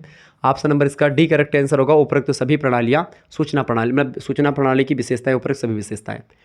अगला प्रश्न, सूचना प्रणाली के कितने स्तर होते हैं, 3, 4 या 2 या 5, बताएं। तो सूचना प्रणाली के जो है बेसिकली 4 स्तर होते हैं। कितने स्तर होते हैं सूचना प्रणाली के, 4 स्तर होते हैं। इसका 4 ऑप्शन करेक्ट आंसर हो जाएगा। अगला क्वेश्चन आ चुका है, CIA ट्राइड में सी का मतलब क्या होता है। CIA ट्राइड में सी का मतलब क्या होता है। सी का मतलब होता है भैया कॉन्फिडेंटली। ठीक है, क्या मतलब होता है, कॉन्फिडेंटिलिटी। ठीक है, यानी गोपनीयता जिसको आप बोलते हैं। क्लियर, आगे बढ़ते हैं। अगला क्वेश्चन आपकी स्क्रीन पर आ चुका है, मतलब कि CIA ट्राइड में आई का मतलब क्या होता है। तो आई का मतलब यहाँ पर किससे ले आता है भैया, आई का मतलब किससे होता है यहाँ पर, इंटीग्रिटी। ठीक है, कॉन्फिडेंटिलिटी। ठीक है, इसके अलावा अखंडता जिसको आप बोलते हैं इंटीग्रिटी। आई का मतलब होता है इंटीग्रिटी। ठीक है, और ए का मतलब क्या होता है, तो यहाँ पर इसका मतलब क्या होगा, कॉन्फिडेंटिलिटी यानी गोपनीयता, और इंटीग्रिटी अखंडता। और इसका जो ए का मतलब होता है वो क्या होता है, ए का मतलब क्या होगा भैया, अवेलेबिलिटी यानी उपलब्धता। ठीक है, तो यहाँ पर अखंडता होगा, यहाँ पर क्या होगा, उपलब्धता यानी कि अवेलेबिलिटी। तो आपसे पूछेगा CIA ट्राइड का फुल फॉर्म क्या होता है। CIA का फुल फॉर्म क्या होता है, कॉन्फिडेंटिलिटी। ठीक है, इंटीग्रिटी, अवेलेबिलिटी। ठीक है, ये ध्यान रखेंगे। तो इसका ए ऑप्शन करेक्ट आंसर होगा। आगे देखेंगे, अगला प्रश्न आपकी स्क्रीन पर आ चुका है, सभी लोग देखने का प्रयास करेंगे। निम्नलिखित में से कौन सा सूचना सुरक्षा की आवश्यकता को दर्शाता है। सूचना सुरक्षा की आवश्यकता को कौन दर्शाता है। देखिए, डाटा की चोरी होने से रोकना, ये भी सूचना सुरक्षा की आवश्यकता को दर्शाता है। साथ ही साथ में सूचनाओं यानी डाटा तक अनाधिकृत पहुंच को भी रोकता है। इसके साथ ही साथ जानकारी में बदलाव को रोकना, ये सब सूचना सुरक्षा की आवश्यकता को दिखाता है, दर्शाता है। इसका राइट आंसर हो जाएगा, उपरोक्त सभी चीज़ें दर्शाती हैं। नेक्स्ट क्वेश्चन से, डैश फर्मवेयर संग्रहित है, बताएं। कैश मेमोरी, रैम, बाह्य मेमोरी यानी एक्सटर्नल, या रोम। ठीक है, अच्छा, रैम का फुल फॉर्म क्या होता है। रैम का फुल फॉर्म होता है रैंडम एक्सेस मेमोरी, और रोम का फुल फॉर्म होता है रीड ओनली मेमोरी। दोनों प्रश्न खूब परीक्षा में पूछे गए हैं। रैम का मतलब क्या होता है, रैंडम एक्सेस मेमोरी। ठीक है, रैंडम एक्सेस मेमोरी। ठीक है, एक्सेस मेमोरी। ठीक है, और इसका मतलब होता है read only memory, read only memory. ठीक है, रीड ओनली मेमोरी और रैंडम एक्सेस मेमोरी। रैम का फुल फॉर्म होता है रैंडम एक्सेस मेमोरी, रोम का फुल फॉर्म होता है रीड ओनली मेमोरी। दोनों को ध्यान रखेंगे। प्रश्न क्या पूछा गया, फर्मवेयर संग्रहित होता है। तो फर्मवेयर जो होता है भैया वो रोम में संग्रहित होता है। किसमें, रीड ओनली मेमोरी में, रोम में। ऑप्शन नंबर इसका डी करेक्ट आंसर हो जाएगा। अगला क्वेश्चन आपके स्क्रीन पर आ चुका है, कौन दूसरे लोगों के कंप्यूटर सिस्टम में सेंध लगाता है और चोरी करता है और सूचनाओं को खत्म कर देता है, नष्ट कर देता है। तो कौन ऐसा करता है इनमें से, फटाफट से आप बताने का प्रयास करेंगे। कौन दूसरे लोगों के कंप्यूटर सिस्टम में सेंध लगाता है और चोरी करता है और सूचनाओं को नष्ट कर देता है। तो हैकर्स लोग ऐसा करते हैं। ऑप्शन नंबर इसका ए करेक्ट आंसर होगा। नेक्स्ट क्वेश्चन आप देखेंगे, एक प्रकार का वायरस है डैश यानी कौन सा इनमें से, कंप्यूटर वायरस, सेवा इनकार हमला, या वार्म जिसको बोलते हैं, या फिर उपरोक्त में से कोई नहीं। तो एक प्रकार का वायरस है जो ना केवल फाइल से फाइल तक बल्कि कंप्यूटर से कंप्यूटर तक ईमेल और अन इंटरनेट ट्रैफिक के माध्यम से फैलता है। तो कौन हो भैया वो, बिल्कुल कंप्यूटर जो मतलब कि जो वार्म होता है, क्या होता है, वर्म जो होता है ये एक प्रकार का वायरस है। वर्म एक प्रकार का वायरस होता है जो ना केवल फाइल से फाइल तक बल्कि कंप्यूटर से कंप्यूटर तक ईमेल और अन इंटरनेट ट्रैफिक के माध्यम से फैलता है। इसका राइट आंसर होगा बी ऑप्शन। नेक्स्ट क्वेश्चन से डैश यानी यहाँ पर क्या भरा जाएगा, एक वेबसाइट पर सेवा के लिए अनुरोधों की अधिकता जिससे कि वह धीमी गति हो जाती है या क्रैश हो जाती है, बताइए वो क्या होता है। फटाफट से आप लोग बताने का प्रयास करेंगे। तो इससे क्या होगा, डेनियल ऑफ सर्विस अटैक इसको बोलते हैं। डेनियल ऑफ सर्विस अटैक यानी कि सेवा से इनकार हमला जो होता है, ये एक वेबसाइट पर सेवा के लिए अनुरोधों की अधिकता जिससे कि वह धीमी हो जाती है या क्रैश हो जाती है। तो इसका सी ऑप्शन करेक्ट आंसर होगा।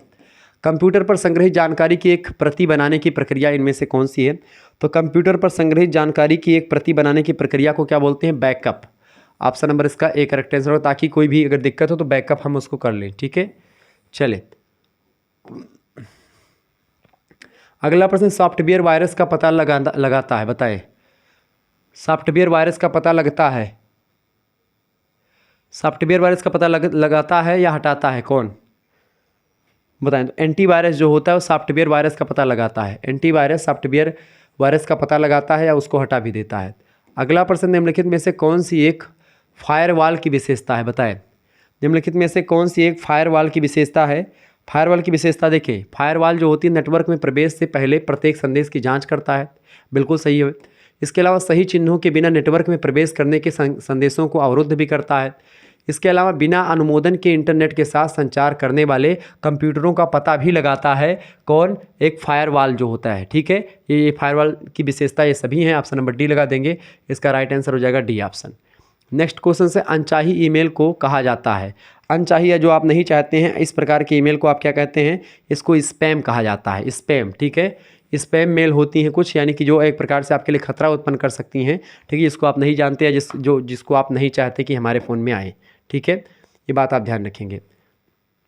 आगे बढ़ते हैं, अगला क्वेश्चन आपकी स्क्रीन पर आ चुका, फटाफट से आप देखने का प्रयास करेंगे। यहाँ पर आपसे क्वेश्चन पूछा गया भैया, देखिए यहाँ पर आपका आ चुका है ब्लड रिलेशन से संबंध, यानी खूनी रिश्ता। खूनी रिश्ता खूनी रिश्ता मतलब आप समझ रहे होंगे क्या मैं कहना चाह रहा हूँ। जैसे कि ब्लड रिलेशन यानी कि जैसे आपसे पूछेगा कि आपके मामा की मौसी की, मतलब कि आपके मामा की बहन आपकी क्या लगती है, तो आप बताएंगे हमारी मामा की बहन हमारी मौसी लगेंगी या तो मामी लगेंगी। या जो है आपके नाना की इकलौती पुत्री आपकी क्या लगेंगी, तो आपकी माता जी होंगी। ऐसे आपसे घुमा करके पूछेगा ताकि आप भ्रमित हो जाएं। ठीक है, तो ऐसे में आपको भ्रमित नहीं होना है, हम ब्लड रिलेशन आपको बहुत बेटर तरीके से समझाएंगे। मैं अभी कुछ क्वेश्चंस को आपको यहाँ ब्लड रिलेशन का बता दूंगा, फिर इसके बाद में मैं और अच्छे तरीके से ब्लड रिलेशन को एक दिन विस्तार से एक पूरा जो है चैप्टर ब्लड रिलेशन का आपको समझा दूंगा, जिसमें मैं पूरा समझा दूंगा। सबसे पहली बात तो ये जानिए, आपके पिता के जो दादा होते हैं उनको दादा कहते हैं। ठीक है, पिता के जो पापा होते हैं उनको दादा कहते हैं, पिता की मम्मी को दादी कहते हैं, ये सब आप जानिएगा। ठीक है, मामा को एक प्रकार से क्या बोलते हैं, मैटरनल अंकल बोलते हैं, मतलब सबको अंकल ही बोलेंगे, यानी कि मामा को मैटरनल अंकल, चाचा को, ठीक है, मतलब कि फूफा को आप पैटर्नल अंकल, इस तरीके से बोलेंगे। क्लियर।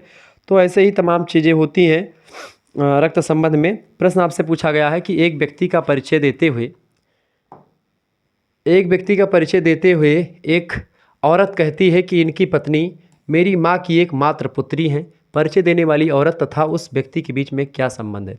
देखिए यहाँ पर सिंपल सी बातें कही जा रही हैं, अब आपको समझ में अगर आ जाए तो बड़ी इंपॉर्टेंट चीज़ें, चूँकि बहुत ही ज़बरदस्त चीज़ें हैं, बहुत ही सरल चीज़ें कही जा रही।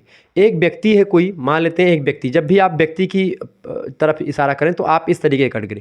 औरत की बात करेगा तो औरत में गोला आप करेंगे, यानी औरत के लिए गोला। ठीक है, देखिए फीमेल, हमेशा फीमेल के लिए आप ऐसे करेंगे। इससे क्या होगा, आपको परेशानी नहीं होगी। ठीक है, पहचानने में परेशानी मतलब कि नहीं होगी किसी प्रकार की। ये होता है मेल के लिए। ठीक है, आप ऐसे बनाएं। अगर इसके पिता की बात करें तो ऊपर आप डंडे करके इसके पिता के बारे में बता दें। माता की बात कर रहा है इसके, तो आप इस तरीके से बना सकते हैं, ठीक है। और जब भी एक पति पत्नी की बात करेगा तो यहाँ पर आप बराबर लगा दीजिए, ताकि इन दोनों की शादी हो चुकी है। भाई बहन की बात करेगा, मान लेते हैं इसका भाई, तो भाई के लिए मान लेते हैं कि कोई एक लड़का एक लड़की भाई बहन है, तो आप उसको कैसे दिखाएंगे, उसको आप ऐसे दिखाएंगे, एक डंडी पार करके इस तरीके से दिखाएंगे। क्लियर। अगर मान लेते उसकी शादी हुई एक पति पत्नी की, तो कैसे दिखाएंगे, आप शादी को इस तरीके से दिखाएंगे। इनके पुत्र हुए तो पुत्र को कैसे दिखाएंगे, कई पुत्र हुए हैं तो यहाँ पर पुत्र मान लेते हैं 2 पुत्र हैं और 1 पुत्री है, तो इस तरीके से आप इसको दिखाएंगे। इनके पिताजी की बात होगी तो इनके पिताजी आपके यहाँ पर होंगे, तो इस तरीके, इनकी माता जी तो यहाँ पर ऐसे, ठीक है। तो इस तरीके से पूरा आपको ये क्लियर होगा कि भाई ये दादा वाली पीढ़ी है, पापा वाली पीढ़ी है, बच्चे वाली पीढ़ी है, तो इस तरीके से क्लियर होगा। हम अपने हिसाब से इसको आपको बताने का प्रयास करते हैं। एक व्यक्ति है, एक कोई व्यक्ति है, इसका परिचय देते हुए एक औरत कहती है, तो यानी एक औरत भी है एक व्यक्ति भी है। तो औरत क्या कहती है कि इनकी पत्नी यानी कि इस पुरुष की पत्नी, एक पुरुष है कोई, इस पुरुष की पत्नी की बात कर रही है, यानी कि पुरुष की पत्नी की बात, तो हमने यहाँ पर बराबर करके यहाँ पर कर लिया कि इसकी पत्नी है ये, ठीक है। तो इस पुरुष की पत्नी है, इनकी पत्नी मेरी माँ की, मेरी माँ मतलब कि इस महिला की माँ, ठीक है, ये महिला है, महिला की माँ, इनकी जो पत्नी है, इनकी पत्नी, ये इनकी महिला मतलब कि जो औरत है जो कह रही है, जो एक परिचय, एक व्यक्ति का परिचय कराते हुए एक औरत कहती है, ये औरत वही है, ठीक है। क्या कहती है कि इनकी पत्नी, किसकी पत्नी, पुरुष की पत्नी, मेरी माँ की एकमात्र पुत्री है, मेरी माँ की एकमात्र पुत्री है, यानी कि मेरी माँ मतलब ये माँ, और इसी की पुत्री एकमात्र इसकी पत्नी है। यानी कि आप देखेंगे इन पत्नी महिला और इस पुरुष के बीच में क्या संबंध है, पति पत्नी का संबंध। कैसे, चूंकि महिला की जो माता हैं उनकी एकमात्र पुत्री है, एकमात्र पुत्री यानी वो महिला स्वयं अपने आप के लिए करी, यानी कि मेरी माँ की एकमात्र पुत्री, मेरी माँ की एकमात्र पुत्री यानी कि मैं स्वयं हूँ। आप खुद ही सोचो कि आप मान लेते हैं आपका कुछ नाम है, ठीक है। अब आपकी माँ की एकमात्र पुत्री है, तो आप स्वयं होगी कि नहीं होंगी, होंगी ना, आप स्वयं होंगे कि नहीं होंगे। आपकी माता का पुत्र, आपके माता की पुत्री, एकमात्र पुत्री कह रहा है, तो आप ही होंगी ना। तो वो ये कह रहा है कि जो इनकी पत्नी है, इस पुरुष की पत्नी है, वो मेरी माँ की एकमात्र पुत्री है, यानी कि मैं ही हूँ, ठीक है। परिचय देने वाली औरत का तथा उस व्यक्ति के बीच में क्या संबंध है, तो पति पत्नी का आपस में संबंध है दोनों का, चूंकि एकमात्र पुत्री है। पति पत्नी कहीं पर दिया हो, पति पत्नी, ऑप्शन नंबर इसका ए करेक्ट आंसर हो जाएगा। बिल्कुल राइट आंसर आपका आ चुका है, A option is right answer, ठीक है। तो ए ऑप्शन इसका राइट आंसर हो जाएगा। तो ये दोनों पति पत्नी के बीच में इनका संबंध है, ठीक है, पति पत्नी का संबंध है दोनों के बीच। अगला क्वेश्चन आपसे ऐसे ही कह रहा है, अगला प्रश्न कह रहा है कि एक व्यक्ति का परिचय देते हुए एक औरत कहती है। अब फिर एक व्यक्ति की बात हो रही है। अब हमने कर लिया कि एक व्यक्ति ये है, ठीक है, एक व्यक्ति, हमने यहाँ पर थोड़ा सा मैं कलर चेंज कर, एक व्यक्ति है, ठीक है, यानी ये व्यक्ति हो गया, ठीक है। एक व्यक्ति का परिचय करते हुए एक स्त्री कहती है, ठीक है। एक व्यक्ति का परिचय कराते हुए एक औरत कहती है, यानी कि ये औरत हो गई जो औरत कह रही है, ठीक है। और क्या करें कि इनकी माँ किसकी, व्यक्ति की माँ। अब व्यक्ति की माँ कोई है, ठीक है, व्यक्ति की माँ मैंने दिखा दिया। व्यक्ति की मतलब इनकी माँ मेरी माँ की, एक मिनट, इनकी माँ जो है, व्यक्ति की माँ, वो मेरी माँ की, यानी कि इसकी माँ की, मतलब वो मत समझिए कि गाली मैं दे रहा हूँ, इसकी माँ की मतलब, अरे यार आप लोग बड़े, देखो औरत है उसकी माँ, ठीक है। प्रश्न क्या कह रहा है कि इनकी माँ, किसकी माँ, व्यक्ति की माँ, मेरी माँ की एकमात्र पुत्री है, यानी इसकी माँ की पुत्री इसकी माँ है, एकमात्र पुत्री। मेरी माँ की एकमात्र पुत्री है व्यक्ति की माँ, यानी इसकी माँ जो है इसकी भी माता है, ठीक है। यानी कि ये औरत की माता एकमात्र पुत्री, यानी औरत कहाँ पर चली जाएगी, ये औरत यहाँ पर आ जाएगी, क्योंकि इस औरत की जो माँ है, इस औरत की जो औरत जो कह रही उसकी माता की एकमात्र पुत्री है, यानी वो औरत स्वयं के बारे में कह रही है, ठीक है। देखो इनकी माता, किसकी माता, व्यक्ति की माँ, मेरी माँ की एकमात्र पुत्री है, यानी मेरी माँ की एकमात्र पुत्री मैं स्वयं हूँ, यानी ये औरत ही है। अब ये औरत इसकी माँ ही हो जाएगी, ठीक है। और परिचय देने वाली स्त्री का औरत क्या है, तो माँ और पुत्र का संबंध है, बिल्कुल इसका बी ऑप्शन करेक्ट आंसर होगा। माँ और पुत्र का संबंध इन दोनों के बीच में है, ठीक है, क्योंकि ये औरत यही माँ है, ठीक है। क्लियर, समझ में आ रही चीज़ें। तो माँ और पुत्र का संबंध इन दोनों के बीच में होगा, बिल्कुल राइट आंसर आप सभी का रहा, माँ और पुत्र के बीच में संबंध है, ठीक है।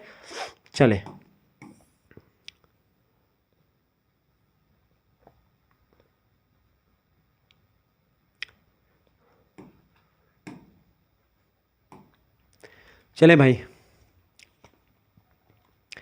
अगला क्वेश्चन आपकी स्क्रीन पर आ चुका, फटाफट से आप देखने का प्रयास करेंगे। प्रश्न आ चुका, पंच कार्ड का प्रयोग सर्वप्रथम किसने किया था। सभी लोग बताने का प्रयास करेंगे, पंच कार्ड का प्रयोग सर्वप्रथम किसने किया था भैया। तो पंच कार्ड का सर्वप्रथम प्रयोग किसने किया था? सभी लोग बताने का प्रयास करेंगे। पंच कार्ड का प्रयोग सर्वप्रथम किसने किया था? अंग्रेजी में भी लिखा हुआ है। Punch card were first introduced by, तो हरमन हॉलीरिथ महोदय ने किया था पंच कार्ड का सबसे पहले प्रयोग। Option number C correct answer होगा। अगला प्रश्न, एक कंप्यूटर की कार्यकुशलता को नापा जाता है। A computer drives it's basic strength form, यानी एक कंप्यूटर की जो कार्यकुशलता होती है उसको उसकी सत्यग्राह्यता यानी कि एक्यूरेसी के द्वारा, उसकी गति यानी उसकी स्पीड कितनी उसके द्वारा, और उसकी मेमोरी कितनी यानी स्मृति, उन सभी के द्वारा मापा जाता है। All of these correct answer हो जाएगा डी ऑप्शन। एक कंप्यूटर की जो क्षमता या कार्यकुशलता होती है उसकी स्ट्रेंथ होती है, उसकी मेमोरी, एक्यूरेसी एंड स्पीड पर डिपेंड करती है। क्लियर। नेक्स्ट क्वेश्चन, अगला प्रश्न, कंप्यूटर के सभी भौतिक भाग कहलाते हैं। Physical components of a computer is called, बताएं, हार्डवेयर, सॉफ्टवेयर, या फिर जो है शेयरवेयर या फिर फ्रीवेयर। तो कंप्यूटर के जो सभी भौतिक पार्ट होते हैं उनको हार्डवेयर कहते हैं। भौतिक पार्ट मतलब जो दिखाई पड़ते हैं, जो जिसको आप टच कर सकते हो। तो हार्डवेयर वही होता है जिसको आप टच कर सकते हो, सॉफ्टवेयर जिसको आप टच नहीं कर सकते हो। क्लियर। तो हार्डवेयर जो होते हैं वही भौतिक भाग होते हैं कंप्यूटर के, फिजिकल कंपोनेंट्स होते हैं। नेक्स्ट क्वेश्चन आपकी स्क्रीन पर आ चुका है भैया, फटाफट से आप देखने का प्रयास करें, बहुत ही महत्वपूर्ण प्रश्न है। सीपीयू का भाग नहीं है, which is not part of CPU. CPU क्या है? सीपीयू जो होता है वो सेंट्रल प्रोसेसिंग यूनिट होता है, वो कंप्यूटर का मस्तिष्क कहा जाता है सीपीयू को, ये बात भी आप ध्यान रखेंगे। क्लियर। तो कंट्रोल यूनिट या पीसीयू या मेमोरी या जो है एएलयू क्या होता है? सीपीयू का भाग इनमें से कौन सा नहीं है? देखिए, पीसीयू सीपीयू का भाग नहीं होता है, पीसीयू सीपीयू का भाग नहीं है। बाकी जो है एएलयू, ठीक है, कंट्रोल यूनिट यानी सीयू और मेमोरी, ये तीनों सीपीयू के भाग होते हैं। अगला प्रश्न, इनपुट डिवाइस नहीं है, which is not the input device. इनमें से कौन सी इनपुट डिवाइस नहीं है? देखिए, कीबोर्ड इनपुट डिवाइस है आपकी, माउस और माइक्रोफोन ये सब इनपुट डिवाइस के अंतर्गत आते हैं। मॉनिटर आपका जो है ये इनपुट डिवाइस नहीं है, तो इसका सी ऑप्शन करेक्ट आंसर हो जाएगा। ठीक है। नेक्स्ट क्वेश्चन आ चुका है, प्रथम इलेक्ट्रॉनिक कंप्यूटर का नाम था, name of the first electronic computer was, बताएं। तो प्रथम इलेक्ट्रॉनिक कंप्यूटर का नाम था इनियाक। क्या नाम था? इनियाक। ठीक है, ENIAC। नेक्स्ट क्वेश्चन आप देखेंगे, अगला क्वेश्चन आपकी स्क्रीन पर आ चुका, फटाफट से आप देखने का प्रयास करेंगे। प्रश्न है, कंप्यूटर की कौन सी इकाई गणना कार्य करती है? Which unit of computer makes calculation, बताएं। कंप्यूटर की कौन सी इकाई गणना कार्य करती है? तो ALU जो होती है गणना काम करती है, यानी कि गणितीय काम। अगला प्रश्न है, कार्य प्रणाली के आधार पर कंप्यूटर होते हैं, बताएं। कार्य प्रणाली के आधार पर कंप्यूटर जो होते हैं, एनालॉग कंप्यूटर, हाइब्रिड कंप्यूटर और डिजिटल कंप्यूटर, ये तीनों होते हैं, डी ऑप्शन, उपरोक्त सभी। अगला क्वेश्चन से, निम्न में से सबसे कम कार्य क्षमता किसकी होती है? Which of the following has latest working efficiency, बताएं। सबसे कम कार्य क्षमता इनमें से किसकी होती है भैया? माइक्रो कंप्यूटर की सबसे कम कार्य क्षमता होती है। नेक्स्ट क्वेश्चन है, EBCDIC कोड निम्न में से, यानी कि जो EBCDIC जो कोड होता है ये किसके द्वारा विकसित किया गया है? तो IBM के द्वारा विकसित किया। किसके द्वारा? IBM के द्वारा ये विकसित किया गया है। प्रश्न पूछा गया था परीक्षा में। अगला प्रश्न आपकी स्क्रीन पर आ चुका है, CPU की जो है मतलब कि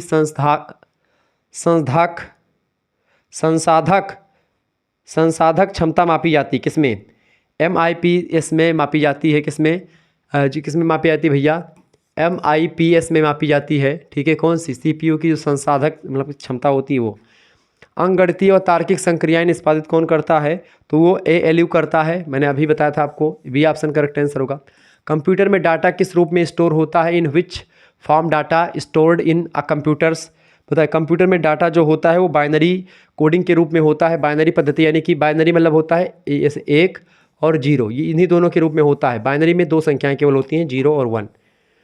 अगला क्वेश्चन आपकी स्क्रीन पर आ चुका है, फटाफट से आप देखेंगे। प्रश्न है, ऐसे प्रोग्रामों का समूह होता है जो कंप्यूटर सिस्टम में स्वतः ही चलते हैं कहलाता है। The set of programs all automatically in the computer is called, बताए। कंप्यूटर में मतलब ऐसे प्रोग्रामों का समूह जो किसी कंप्यूटर सिस्टम में स्वतः ही चलते हैं उनको क्या कहते हैं? उन्हीं को सिस्टम सॉफ्टवेयर के नाम से जानते हैं। ऑप्शन नंबर इसका एक करेक्ट आंसर होगा, सिस्टम सॉफ्टवेयर। अगला प्रश्न, डिस्क को रोगग्रस्त करने वाला कार्यक्रम कौन सा होता है? तो कभी किसी भी सिस्टम को, किसी भी डिस्क को जो रोगग्रस्त करता है उसी को वायरस कहते हैं। ऑप्शन नंबर इसका एक करेक्ट आंसर हो जाएगा, ये बात आप ध्यान रखेंगे। आगे देखेंगे, अगला क्वेश्चन आपकी स्क्रीन पर आ चुका भैया, फटाफट से आप देखने का प्रयास करेंगे। ये क्वेश्चन देखिए। को करिकुलर मास्टर यूट्यूब चैनल है, आपका खुद का चैनल है, आप इस चैनल को सब्सक्राइब कर लीजिएगा। यहाँ पर बाकी चैप्टर्स की वीडियोस, सिलेबस की वीडियोस सब कुछ आपको मिलती रहेंगी, तो आप इस चैनल को सब्सक्राइब कर लीजिएगा। ये आपका ही चैनल है, आपके लिए बनाया गया है ताकि आप व्यवस्थित तरीके से चीज़ों को जान पाएँ, पढ़ पाएँ। ठीक है, चलिए मिलते हैं फिर नेक्स्ट वीडियो में। मतलब थोड़ा सा एक क्वेश्चन अभी और बचा हुआ है, ये दोनों तीनों क्वेश्चन में चर्चा कर दूँ। ये इस क्वेश्चन को, यहाँ से क्वेश्चन खूब आते हैं ऐसे प्रश्न कि एक कूट भाषा में फलाने को फला कहा गया है, तो जो है फला को क्या कहा जाएगा। ऐसे कई क्वेश्चंस आपकी परीक्षा में आएंगे, तो इसको लेकर के आप परेशान बिल्कुल भी मत होइएगा, क्योंकि ये बहुत ही आसान होता है। आपको बस इसमें क्या आना चाहिए, आपको आना चाहिए भैया क्या, नंबरिंग आनी चाहिए, यानी कि ABCD का नंबर आपको पता होना चाहिए। ठीक है, सबसे पहली बात देखिएगा, आपसे कह रहा है कि किसी कूट भाषा में TOUCH को UTOCHC के रूप में लिखा गया जाता है, उसी भाषा में प्लानेट को किस प्रकार से लिखा जाएगा। देखिए सबसे पहली बात यहाँ पर क्या लिखा है, TOUCH, और इसको क्या लिखा गया है, इसको लिखा गया है UTOHC। अब यहाँ पर कुछ आपको दिखाई पड़ रहा है कैसे लिखा गया है, ये क्लियर करो कैसे लिखा गया है। यहाँ पर देखो, यहाँ पर सीधे सीधे क्या किया गया भैया, यू वाला यहाँ पर आ गया है, ठीक है, ओ, फिर इसके बाद में ओ, देखो ओ जो है इधर चला गया है, और टी जो है बीच में आ गया है, यानी सीधे सीधे क्या किया गया, पलट दिया गया सारी चीज़ों को। ठीक है, यहाँ पर क्या होता गया है, टी आगे चला गया, यानी कि टी ओ को आपस में बदल दिया गया। किसको, इसमें क्या किया गया, साफ साफ आपको दिख रहा होगा, इसमें क्या किया गया, सीधे सीधे क्या किया गया है, वर्णमाला का जो है घटता क्रम यहाँ पर लिखा गया है। सीधे सीधे क्या किया गया, वर्णमाला का घटता क्रम लिखा गया है। सबसे पहले आपको देखेंगे यहाँ पर क्या आएगा, वर्णमाला का घटता क्रम, मतलब कि जैसे कि यहाँ पर TOUH ऐसे लिखा है बिना मतलब का। अब सबसे पहले यहाँ पर सबसे बड़ी संख्या यानी कि आप देखेंगे यू कितने नंबर पर आपका आता है, फटाफट से आप बताने का प्रयास करेंगे। यू जो होगा आप कितने नंबर पर आएगा, सभी लोग बताइएगा। यू जो होगा आपका कितने नंबर पर आएगा बाबू, बिल्कुल यू आपका आएगा, यू आएगा 21 नंबर पर। कितने नंबर पर आएगा, यू आता है आपका 21 नंबर पर, तो सबसे पहले हम 21 लिखेंगे। 3 नंबर पर ये आता है, एच आपका कितने नंबर पर आएगा, एच आपका आएगा कितने नंबर पर भैया, एच आएगा आपका, बताइए एच कितने नंबर पर आएगा, सभी लोग बताने का प्रयास करेंगे। एच कितने नंबर पर आएगा महोदय, बताइएगा। एच जो होगा आपका वो 8 नंबर पर आएगा, एच 8 नंबर पर आएगा। ओ कितने नंबर पर आएगा, ओ आपका आएगा भैया 15 नंबर पर, और टी आएगा आपका T20 यानी कि 20 नंबर पर। अब देखिए यहाँ पर कैसे लिखा गया है, वर्णमाला का घटता क्रम यहाँ पर चल रहा है, सीधे सीधे आपको दिख रहा है, यानी यू सबसे बड़ा है यहाँ पर 21 वाला, तो 21 हमने यहाँ पर लिख दिया। 21 से छोटा क्या है 20, यानी टी लिख दिया। ठीक है, ऐसे ही आप देखेंगे ओ 15 पर आता है, इसके बाद में 8 आएगा, इसके बाद में फिर 3 आएगा, तो ऐसे यहाँ पर चल रहा है। और सीधे सीधे यहाँ पर भी आप देखेंगे ऐसे चलेगा, जैसे यहाँ पर लिखा है प्लानेट। ठीक है, अब इसको हमको ढूंढना कैसे करना है। आप देखें सबसे पहले हमको यहाँ पर देखना है कि पी कितने नंबर पर आता है आपका। पी आएगा भैया, देखो पी आएगा 16 नंबर पर। ठीक है, इसके अलावा पी 16 नंबर पर आ रहा है। यल कितने पर आएगा, यल आएगा आपका 12 नंबर पर। ठीक है, ए आएगा 1 नंबर पर। यन आपका आएगा कितने नंबर पर, 14 नंबर पर आएगा, और टी आएगा 20 नंबर पर। अब सबसे पहले यहाँ पर देखें सबसे बड़ा कौन सा है, 20, यानी कि हमने लिख दिया यहाँ पर 20। 20 की जगह पर क्या लिखेंगे, टी लिखेंगे। फिर इससे छोटा 20 से छोटा क्या है आपका, 20 से छोटा 16। 16 के जहाँ पर हमने पी लिख दिया। फिर उसके छोटा कौन सा है, फिर 16 के बाद में 14 आएगा। 14 पर क्या है, यन है। फिर क्या आएगा, यल आएगा यानी कि 12।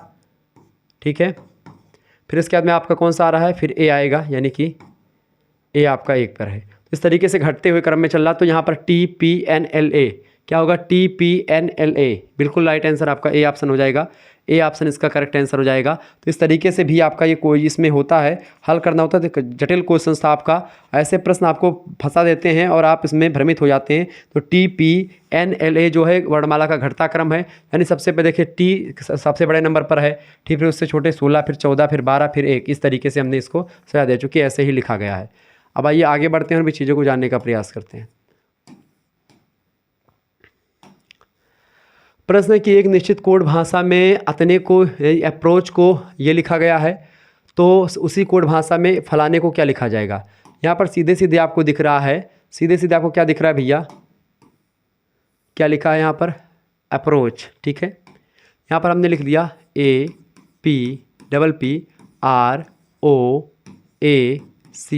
इसको हल कैसे करते हैं इसको समझे। और लिखा क्या जा रहा है, CHOAPRAP।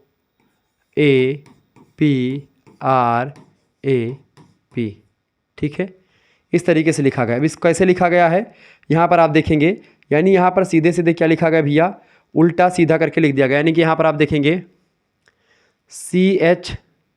CH, ठीक है, समझ रहे हैं ना। CH यहाँ पर उठा करके CH यहाँ पर कर दिया गया है, यहाँ पर OA उठा करके फिर यहाँ पर कर दिया गया है, ठीक है, यानी कि उल्टा करके लिख दिया गया है। फिर ऐसे ही आप देखेंगे यहाँ पर PR यहाँ पर कर दिया गया है और AP यहाँ पर कर दिया गया है। तो ऐसे ही हमको सेम यहाँ पर भी फॉलो करना है। सब समझे, लिखा क्या है, RESTRICT। तो यहाँ पर ऐसे CH था, CH यहाँ का लास्ट वाला दोनों अक्षर उठा करके पहले अक्षर कर दिया गया। लास्ट का CT उठा करके हम क्या कर देंगे, लास्ट का CT उठा करके भैया हमने यहाँ पर कर दिया, क्या कर दिया, CT हमने कर दिया, यानी CT यहाँ से उठा करके, CT यहाँ से उठाया यहाँ पर कर दिया। फिर हमने क्या उठाया, यहाँ पर क्या उठाया था, OA हमने कर दिया, यानी कि OA के स्थान पर क्या है, RI। तो हमने क्या कर दिया, RI यहाँ पर लिख दिया, ठीक है, RI लिख दिया हमने, बिल्कुल RI लिख दिया। अब इसके बाद में क्या है, इसके बाद में क्या था, PR, तो PR यहाँ पर कर दिया गया, यानी कि ST यहाँ पर होगा, ST, ठीक, ST के बाद में फिर क्या होगा, RE, बिल्कुल, ठीक है। तो इस तरीके से हमको क्या प्राप्त हुआ, ये प्राप्त हुआ। अब यहाँ पर देखें ऑप्शन में क्या है, CT, RI, ST, ER है तो नहीं होगा, RE होगा, ठीक है, RE होगा। तो CT, RI, ST, RE, बिल्कुल ठीक है। ये यहाँ पर TC है इसलिए ये भी नहीं होगा, CT होना, यानी ये भी नहीं होगा। करेक्ट आंसर क्या है, C ऑप्शन में दिया करेक्ट आंसर। तो जिन्होंने C लगाया होगा उनको नंबर मिल जाएगा, ठीक है। आगे देखते हैं, अगला क्वेश्चन आपकी स्क्रीन पर आ चुका है, फटाफट से देखने का प्रयास करेंगे। सभी लोग देखिएगा, वीडियो को लाइक कर दीजिएगा, चैनल पर अगर नए हैं तो सब्सक्राइब कर दीजिएगा, क्योंकि ऐसी इन्फॉर्मेटिव वीडियो मैं लगातार आपके लिए लाता रहता हूं। यदि किसी सांकेतिक भाषा में किंग को क्या कहा जाता है, किंग को प्रम्प्ट लिखा जाता है, तो उसी कुछ भाषा में रैन को क्या लिखा जाएगा। यहाँ पर सीधे सीधे आपको एक प्रकार से इसको हल करना पड़ेगा। यहाँ पर मैं थोड़ा सा लिख दे रहा हूँ ताकि क्लियर हो जाए। किंग को है ना, देखें यहाँ पर KING, किंग को क्या लिखा जा रहा है, PRMT लिखा जा रहा है, ठीक है। तो इसको पहले क्लियर करते हैं कि ये कैसे लिखा गया है। देखें यहाँ पर देखेंगे,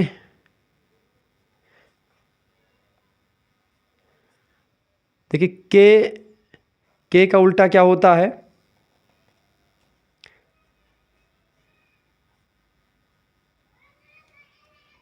उल्टा समझ रहे हैं ना, जैसे कि के और उल्टा कैसे लिखा जाता है। उल्टा के मैं बता दूं, जैसे कि आपने लिखा ABCDEFGH, इस तरीके से। जैसे आप देखें तो यहाँ पर Z होगा, A का उल्टा Z होगा, B का उल्टा Y होगा, ठीक है। ऐसे C का उल्टा जो होगा X होगा, ठीक है। D का उल्टा क्या होगा, ठीक है। तो ऐसे ही मतलब ऐसे उल्टा जो होता है ऐसे उल्टा चले जाएगा। तो इस तरीके से उल्टा करके लिखा गया, यानी कि A का उल्टा जैसे जो फर्स्ट पार है वो 26 पर आएगा, ऐसे ही। तो यहाँ पर देखें K का उल्टा जो होता है क्या होता है, K का उल्टा आपका होगा P, ठीक है।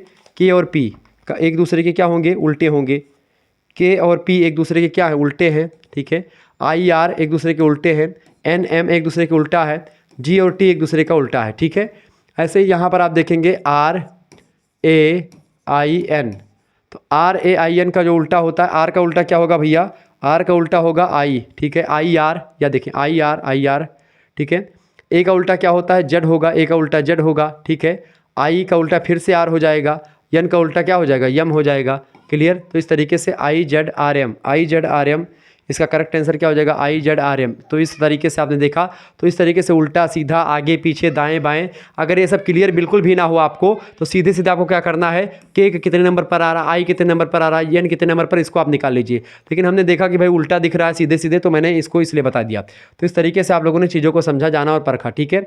वीडियो को शेयर करते रहिएगा, और इसकी PDF प्राप्त करने के लिए आप एक प्रकार से PDF इसकी प्राप्त कर सकते हैं। तो मैंने आपको बताया था कि अगर आप BSc और BCom के बच्चे हैं, ठीक है। देखिए BA में अगर आप हैं तो BA में आपके लिए व्यवस्था है कि भाई सभी सब्जेक्ट के मिल जाएंगे, ठीक है। PDF वगैरह आपको सभी सब्जेक्ट के मिल जाएंगे, PDF ग्रुप से जोड़ दिया जाएगा।